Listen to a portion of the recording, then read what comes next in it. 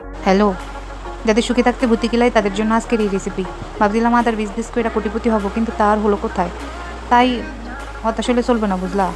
এই জন্য ভাবলাম আজকে কর্নফ্লাওয়ার থেকে ভুট্টা তৈরি করবো। টুকু ভুট্টা থেকে কর্নফ্লাওয়ার তৈরি করব।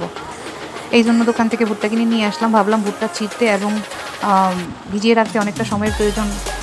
এই ফাঁকে বিয়ের ছবিটা দেখিনি, অনেকদিন ধরে দেখি না। সেখানে বিয়ের ছবিটা চালিয়ে দিয়ে আমি এখন আপাতত ঘুমাই আছি, কারণ আমরা দেখলাম দুজনে মিলে কখনো পাখির ডানার মধ্যে উঠতেছি, কখনো প্লেনের পাখার মধ্যেও আসি, কখনো গোলাপ ফুল দুইটার মাঝখান দিয়ে আমাদের দুজনের ছবি, কখনো হানিমুন করতে চলে গেলাম ইন্ডিয়া, ব্যাংকক, আবার সুইজারল্যান্ডের বরফের চিপায়।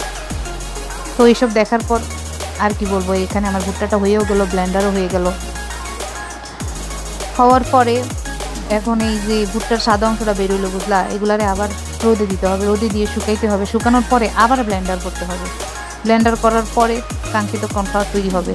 তাই তোমাদের এত প্যারা নেওয়ার কোনো দরকার নাই বন্ধুগণ।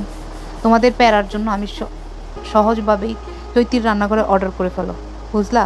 চৈতির রান্নাঘরে সুলভ মূল্যে সম্পূর্ণ স্বাস্থ্যসম্মত এবং নির্ভেজালভাবে খাবার পাবে, কোনো ভেজাল নেই। এবং আমার ভিডিওতে আমি যেভাবে দেখাই ঠিক সেভাবেই রান্না করি, শতভাগ খাঁটি। আজকের জন্য বিদায় নিচ্ছি, তোমরা সবাই ভালো থেকো, টাটা, বাই বাই।